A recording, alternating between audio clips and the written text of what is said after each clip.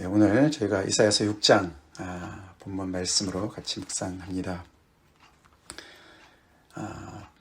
이사야가 선지자로 부르심을 받는 그런 장면이죠. 예, 유명한 본문이고 또 많이들 알려진 본문입니다. 그런데 우리가 이제 조금 전에 읽었지만 왜 선지자를 부르시는 이 장면이 왜 6장에 나오냐 이거죠. 맨 앞에 나와야 될 것 같지 않습니까? 선지자로 하나님께서 이사야를 부르실 때 어떻게 부르셨다. 그래서 사명을 받고 이렇게 사역을 쭉 감당하는 내용이 그 1장부터 나왔던 내용에 이어서 이렇게 쭉 그 내용이 나와야 될 것 같은데, 이 이사야서는 이사야를 부르시는 하나님의 그 부르심의 소명이 6장에 나옵니다. 아마도 오늘 본문에서 이사야가 자기 자신이 입술이 부정한 사람이다. 나는 입술이 부정한 백성 중에 거주하는 자다. 그렇게 이제 고백을 하지 않습니까? 그 이야기의 어떤 그런 그 충분한 내용을 먼저 1장부터 5장까지 먼저 밝히기 위해서 그런 것이 아닌가. 그래서 이 이사야 선지자뿐만 아니라 이스라엘 백성들과의 어떤 그런 연결되는 고리를, 그래서 이사야가 백성들을 대변하는 그런 이제 모습으로 이제 이 전체 이사야서를 썼기 때문에 그렇게 6장에다 배열했다. 이제 그렇게들 해석들을 좀 합니다. 사실 우리가 1장부터 5장까지 쭉 지금까지 묵상했지만 이 백성들이 보통 지금 타락한 것이 아닙니다. 그렇죠? 그래서 이사야는 그들과 자신을 동일시합니다. 그렇죠? 부패한 사회 속에서 사회의 한 일원으로 산 자신을 부정하지 않습니다. 그래서 나는 저들과 달라요. 이런 생각을 갖지 않아요. 그렇죠? 그래서 사실은 그것이 바른 자세죠. 우리가 사는 사회가 부패했다.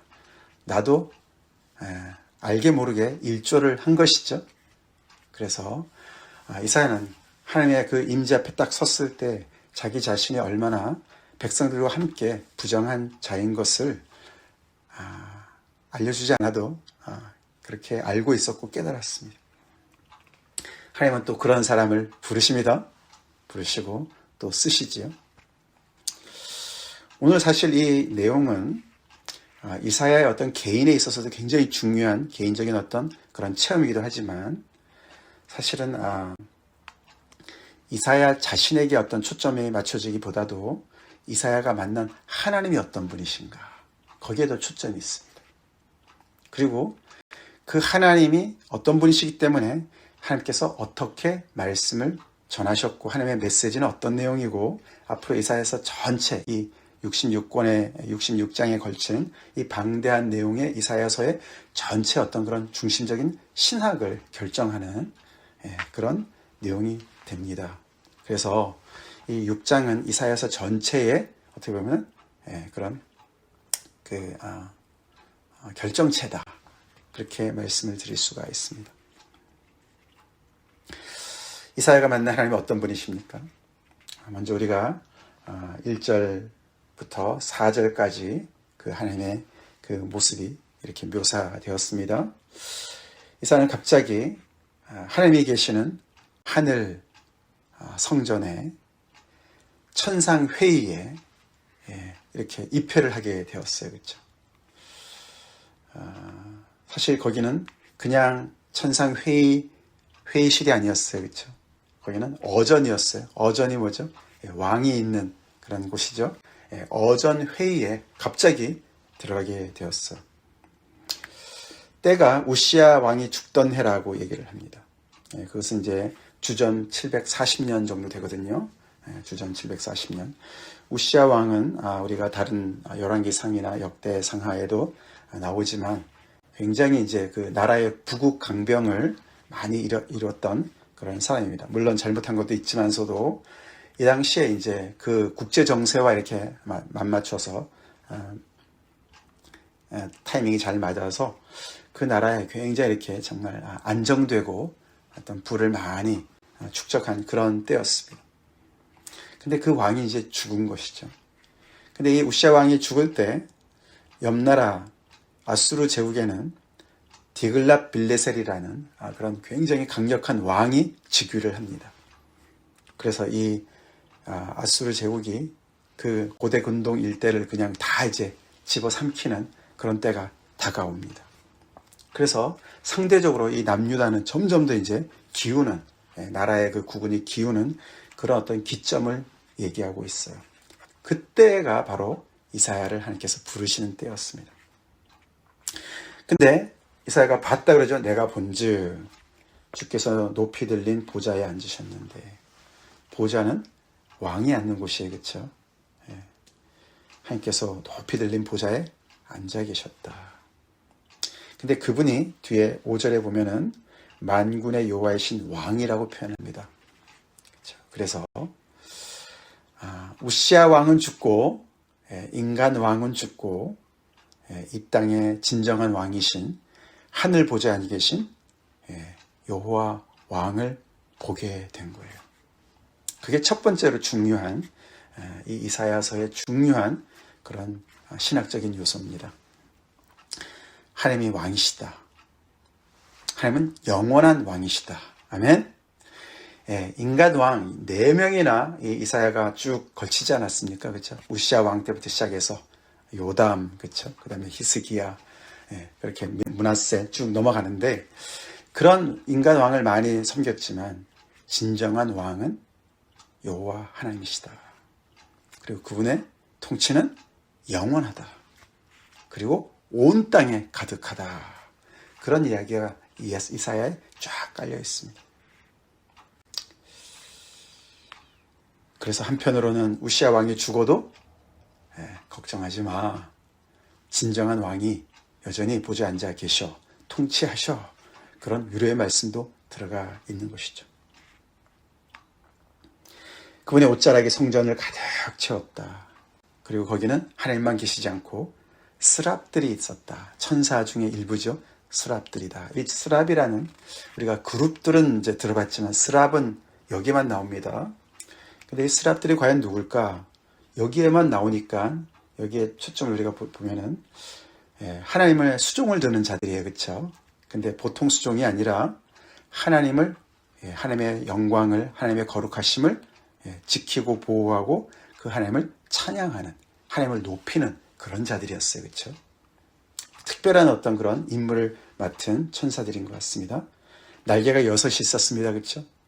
근데 하나님을 늘 옆에서 보좌하면서 하나님을 찬송하는, 어떻게 보면 성가대원 같은 사람들이죠. 사람들이 아니라 천사들이죠. 그들에게 날개가 6이 있는데 둘로는 자기 얼굴을 가립니다. 하나님의 거룩하심을 침범하지 않는 것이죠. 둘로는 자기 발을 가립니다. 그리고 둘로는 날면서 찬송하는 내용이 거룩하다, 거룩하다, 거룩하다. 만군의 여호와여, 그의 영광이 온 땅에 충만하도다. 그렇게 하나님을 합창으로 찬양을 하는 것을 보고 듣습니다.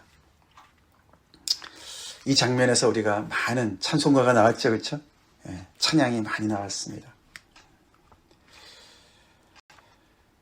앞으로 우리도 이런 하나님의 천상의 예배에 참여할 줄로 믿습니다. 시편이 아니라 요한계시록에 특별히 4장에 보면, 그렇죠? 요한이 갑자기 하늘이 열리면서 하늘로 끌려 올림을 받으면서 그 천상에서 드리는 예배 그 자리로 가지 않습니까?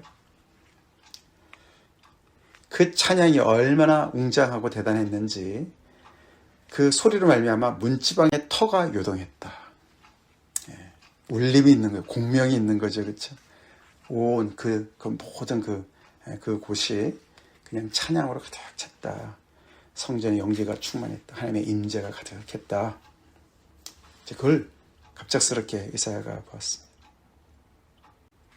그래서 두 번째 하나님의 모습은 거룩하신 하나님이죠. 거룩하신 하나님입니다. 왕이신 하나님, 거룩하신 하나님. 이 두 하나님의 그 성품이 이사야가 만난 하나님이고 그 이사야서 전체를 지배하는 하나님의 성품입니다. 이사야의 신학의 가장 중추를 이루고 있는 내용입니다. 이것을 이사야도 알았어야 되겠고 또 이사야가 있었던 그 당시에 하나님의 백성, 유다 백성들도 알아야만 했던 그런 하나님이었습니다. 사실은 그들이 섬긴다고 했던 그 하나님의 모습, 진정한 모습이 바로 왕 되시고 거룩하신 분이셨다는 것이죠. 그것을 까먹을 때 문제가 심각하게 벌어지지 않습니까?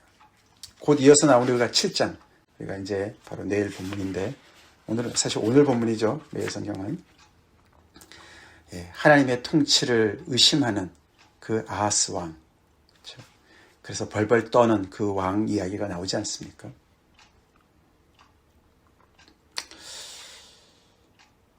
우리가 오늘날도 많은 세계 열강이 다시금 부글부글 끓습니다. 그렇죠? 이렇게 미국과 이란 전쟁을 통해서 중동에 계속해서 위험이 도사리고 있고, 그 배후에 지금 러시아나 중국의 영향도 서서히 들어간다고 하지 않습니까? 그래서 너무나 불안정한 상태지만 영원한 왕은 하나님이십니다. 통치하시는 분은 하나님이십니다. 그래서 아하스도 그 하나님을 믿었어야 됐고, 우리 또한 마찬가지입니다. 하나님의 백성이 하나님의 통치, 하나님의 왕되심을 의심할 때 문제가 심각하게 벌어지죠. 또 동시에 하나님이 얼마나 거룩하신 분이신지, 거룩하다는 뜻은 다르다, 그런 뜻이죠. 구별되다, 다르다. 하나님이 우상과도 다르고, 그래서 이 이사야서에 얼마나 많이 나옵니까? 그죠? 이사야 선지자가 이 백성들을 계속해서 강조해서 하는 말이 그거죠. 우상은 아무것도 몰라, 아무것도 못해, 아무것도 느끼지 못해, 말도 못하고 느끼지도 못하고. 그래서 사람들이 그 나무를 가지고 일부는 땔감으로 쓰고 일부는 우상으로 만들고 거기 앞에서 절을 하고 나를 구원해달라, 이런 말도 안 되는 짓들을 하지 않느냐. 근데 너네가 하나님을 그런 취급을 하느냐? 하나님 그런 분이 아니셔. 그렇게 강조하지 않습니까? 믿음이 다 떨어진 이 이스라엘 백성들한테 하늘을 좀 봐라. 저 뭇 하늘의 그 별들 다 이름을 지어주시고 그들을 불러내시는 분이 하나님이 아니시냐. 세상의 모든 그 만국이 다 그냥 그 바켓스에 그냥 물 몇 방울 밖에 되지 않는 그런 존재들 아니냐, 하나님 앞에서. 그런 이야기들 하지 않습니까? 그것이 다 하나님의 왕되심과 하나님의 거룩하심을 강조하는 내용이죠. 그래서 하나님의 선별을 받은, 택함을 받은 하나님의 백성들은 세상과 구별되어야 됐고 거룩해야만 했습니다. 달라야만 했습니다. 어제도 봤지만 그 다름은 하나님의 말씀에 들어가 있었고 율법에 들어가 있었어요. 그런 하나님의 어떠하심을 이사야가 봤습니다. 그것을 보는 순간 자연스러운 반응은 뭐였습니까? 할렐루야가 아니었어요. 그렇죠? 할렐루야가 아니었어요. 뻔뻔스러운 할렐루야가 아니었습니다. 뭐였습니까? 망했다, 이거였어요. 망했다. 화로다 나요. 나는 꼼짝없이 죽었구나. 나의 죄됨이 드러나고 하나님의 영광 앞에 나갔을 때 우리는 하나님의 영광을 즐기는 자들이 아닙니다. 먼저는 나로 죽었다. 나는 화로를 당해서 나는 망하게 되었도다. 나의 죄를 먼저 깨닫습니다. 그렇죠? 죄를 깨달아요. 이번에도 새생명반에서 그렇게 우리가 배우지 않았습니까? 하나님의 말씀 우리가 접할 때 우리는 나쁜 소식을 먼저 듣게 돼요. 그렇죠? 하나님의 말씀이 나를 비출 때 나의 현재 모습을 진단받지 않습니까? 나는 죄로 말미암아 모든 사람이 죄를 보면서 하나님의 영광에 이르지 못하는 그 죄의 싹슨 사망인 그런 것을 다 고스란히 받아야만 되는 그런 존재인 것을 깨달은 것처럼 이사야도 그렇게 알게 되었어요. 그게 바른 단계죠. 하나님의 거룩하심과 너무나 극대조가 되는 나의 부정함을 깨닫는 그런 이사야를 만납니다. 거룩하신 하나님을 만났고 왕 되신 하나님을 만났습니다. 나는 거룩하지 못하고 나는 하나님의 통치를 받지 않았습니다. 그래서 화로다 나여 망하게 되었도다 고백할 수밖에 없는 상황이에요. 근데 놀랍게도 하나님 앞에서는 그런 자백하는 자에게 은혜가 내려옵니다. 그렇죠? 하나님 앞에서 나는 괜찮아요. 나는 이렇게 잘했어요. 난 저렇게 잘했어요. 나는 아무렇지도 않아요. 이런 사람들, 자기를 높이는 자들은 하나님께서 낮추십니다. 그러나 자기를 있는 그대로 인정하는 자들은 하나님께서 높여주십니다. 사실 그게 겸손의 뜻이에요. 그렇죠? 겸손은 겸손을 떠는 게 아니라 있는 모습 그대로를 인정하는 게 사실 겸손이에요. 그렇죠? 이사야가 바로 나의 비춰진 그 모습을 그대로 인정했습니다. 나는 이 자리에 있을 자격이 전혀 없는 자입니다. 그런 얘기를 하는 거죠. 내가 어쩌다가 이 하나님의 천상회의에 들어와 있죠? 나 같은 부정한 자가 이렇게 거룩한 하나님의 임재 앞에 내가 어떻게 나와 있죠? 그래서 우리가 하나님의 임재는 우리가 누리는 것이 아니에요. 그렇죠? 누리는 것이 아니에요. 우리 자신의 그 부적절함을, 부적격적인 것을 깨닫는 장소이고, 또 이어서 이제 나옵니다만. 자, 그렇게 됐을 때 갑자기 수랍 중에 한 사람이, 잠깐만, 사람이라고 하면 안 되죠. 천사가 부젓가락으로 핀 수출, 막 그냥 이글이글 타는 수출 하나를 가져고 그의 입술에가 되었고, 그러면서 말하기를 이것이 내 입에 닿았으니 내 악이 자여졌고 내 죄가 사여졌다. 할렐루야. 이사야가 죄사함을 받습니다. 이게 단계예요. 그렇죠? 회개가 먼저고 죄사함을 받는 것이 다음이죠. 죄사함은 이사야도 그 당시에 제사를 얼마나 많이 드렸겠습니까? 그렇죠? 분명히 제사를 드렸을 거예요. 근데 죄사함을 거기서 받은 것이 아니라 이 스랍이 핀 수출 가지고 입에 댔을 때 죄사함을 받습니다. 다시 말해서 죄사함은요, 우리가 뭔가를 하나님께 드려서 받는 게 아니고 하나님으로부터 은혜로 내려오는 게 죄사함입니다. 우리가 뭘 해서 죄사함을 얻습니까? 전적인 하나님의 은혜로 이렇게 그의 죄가 사해졌다는 선언을 받습니다. 근데 한번 우리가 상상해 볼까요? 이글이글 타는 숯, 여러분 보셨잖아요. 그렇죠? 그거 손에만 대도 그냥 다 그냥 화상을 입지 않습니까? 근데 그거를 입술에다 갖다 입술을 지지는 거 아니에요. 그렇죠? 지지는 거예요. 그래서 회개는 굉장히 고통스러운 것입니다. 그렇죠? 위험한 것이에요.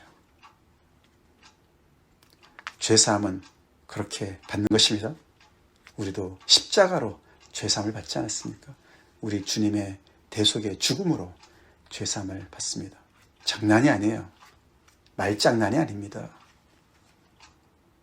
그냥 지우개로 쓱싹 지우는 죄가 아니라는 거예요. 그리고 이어집니다. 계속 진행이 빨리 되죠. 그가 목소리를 또 듣습니다. 주님의 목소리가 천상회의를 하는 것을 이렇게 옆에서 듣는 것이죠. 이사야에게 직접 얘기하는 것도 아닌데 그 회의 중에 내가 누구를 보내며 누가 우리를 위해서 갈고, 아마 천상회의에서 결정된 내용을 지상으로 전달하는 전달자가 필요한 것 같습니다. 그렇죠?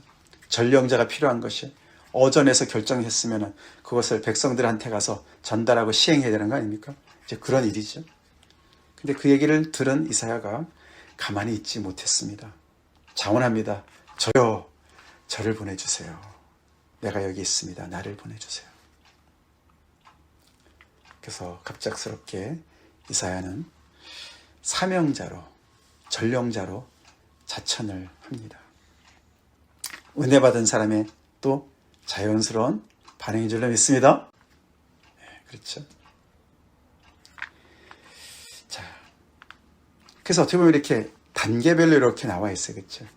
그래서 어떤 그런 많은 성경학자들은 이 이사야서 6장은 우리가 예배 드릴 때, 하나님 앞에 나와서 예배 드릴 때 어떤 순서와 굉장히 이렇게 맞아떨어진다.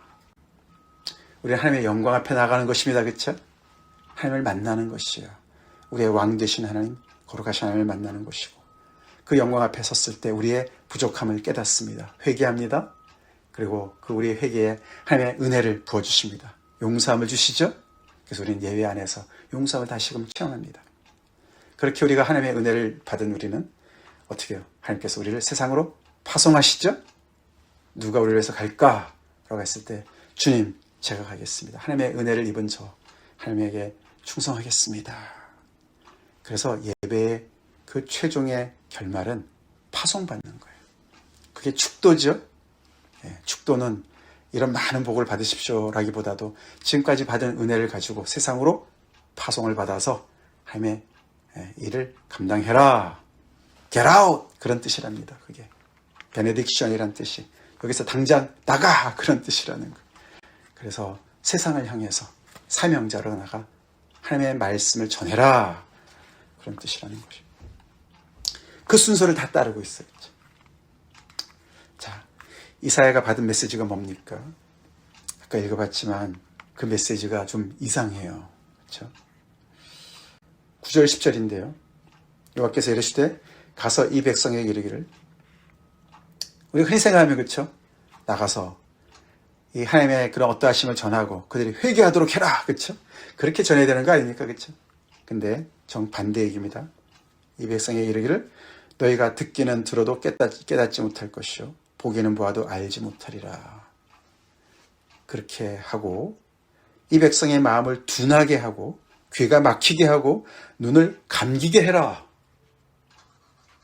혹시라도 그들이 눈으로 보고 귀로 듣고 마음으로 깨달아서 다시 돌아와서 고침을 받을까 내가 걱정된다.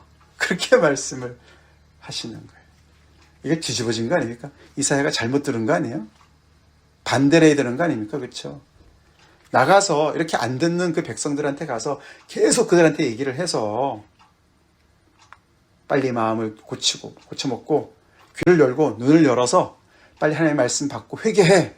그렇게 하나님의 백성을 나에게 돌이키게 해서 와서 이렇게 고침을 받도록 해. 그게 맞는 거 아니에요? 그렇죠? 이거 번역 잘못한 거 아닙니까? 이사야가 잘못 들은 거 아닙니까? 근데 아니죠.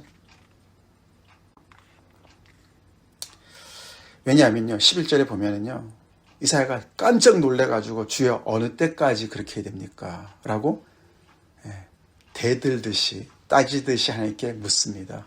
이게 어느 때까지, how long, 이 이야기는 우리가 시편을 15편까지 우리가 쭉 1절 1편부터 했지만 나오죠. 그렇죠?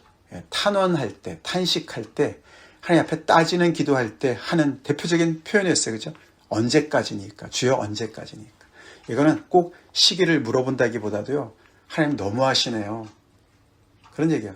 하나님 이렇게 계속 하실 겁니까? 이렇게 제가 고통당하고 있는 거 뻔히 아시면서 가만히 계실 겁니까? 하나님께 따지는 기도예요. 부당합니다, 하나님. 그런 내용의 기도입니다. 그 얘기를 이사야가 해요. 그 거룩하신 하나님 앞에서 말도 안 되는 얘기 아닙니까, 하나님? 그렇게 얘기하듯이 놀래서 하는 말입니다. 근데 하나님의 대답이 뭐죠? 이 성읍들이 황폐해서 주민도 없고 가옥들의 사람도 하나도 없고 토지도 황폐해지고, 앞에서 쭉 보지 않았습니까? 그렇죠? 이사야가 계속 하나님의 심판의 메시지를 전했던 내용이죠.